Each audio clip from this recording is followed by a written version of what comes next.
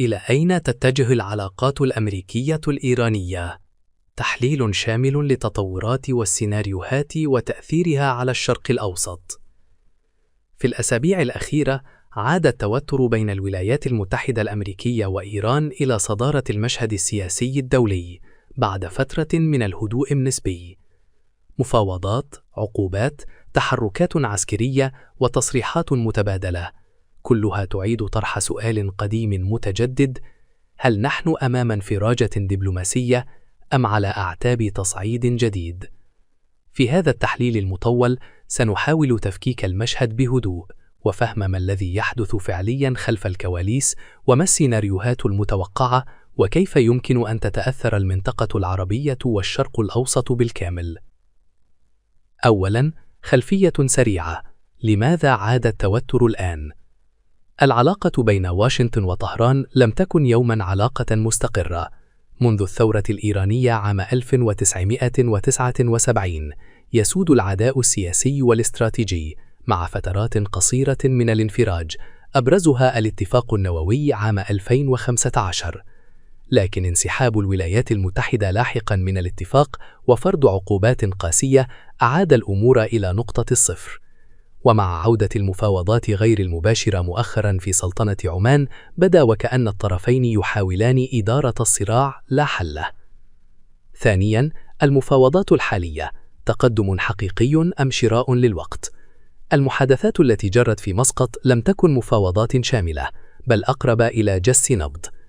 إيران تريد رفع العقوبات أو تخفيفها، الاعتراف بحقها في برنامج نووي سلمي. الولايات المتحدة تريد قيوداً صارمة على التخصيب، رقابة طويلة الأمد، مناقشة الصواريخ والدور الإقليمي الإيراني. المشكلة الأساسية هنا هي انعدام الثقة. كل طرف يشك في نوايا الآخر، ولذلك فإن أقصى ما يمكن تحقيقه على المدى القريب هو اتفاق جزئي مؤقت، وليس تسوية تاريخية شاملة. ثالثاً، هل الحرب قادمة فعلاً؟ رغم التصعيد الإعلامي، فإن سيناريو الحرب الشاملة لا يزال الأقل احتمالاً للأسباب التالية. الحرب ستكون مكلفة جداً للطرفين. أمريكا لا تريد الانجرار لحرب جديدة في الشرق الأوسط. إيران تدرك أن مواجهة مباشرة قد تهدد بقاء النظام نفسه. لكن في المقابل هناك سيناريو أكثر واقعية وخطورة، وهو التصعيد غير المباشر، هجمات محدودة، استهداف مصالح عبر الوكلاء، احتكاكات بحرية أو إسقاط طائرات مسيرة، رسائل عسكرية محسوبة بدقة. هذا النوع من الصراع قد يستمر طويلا دون إعلان حرب رسمية. رابعا، التأثير على الشرق الأوسط، النفط والاقتصاد. أي توتر في العلاقة الأمريكية الإيرانية ينعكس فورا على أسعار النفط، تكلفة الطاقة، التضخم في الدول المستوردة. مضيق هرمز وحده يمثل شريانا حيويا للعالم، وأي تهديد له يثير قلق الأسواق. الدول العربية، دول الخليج تسعى لتجنب المواجهة المباشرة. العراق ولبنان قد يتأثران بسبب النفوذ الإيراني. اليمن يبقى ساحة ضغط غير مباشرة. مصر تراقب بحذر، لأن أي فوضى إقليمية تؤثر على الأمن والاقتصاد. إسرائيل تلعب دورا حساسا في المشهد، وتضغط لمنع أي اتفاق تعتبره ضعيفا، وقد تتحرك منفردة إذا شعرت بتهديد وجودي. خامسا، الداخل الإيراني عامل لا يقل أهمية.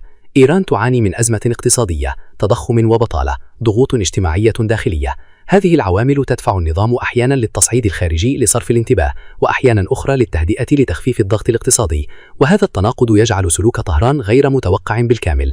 سادسا، السيناريوهات المستقبلية المحتملة. يمكن تلخيص المستقبل في 3 سيناريوهات رئيسية.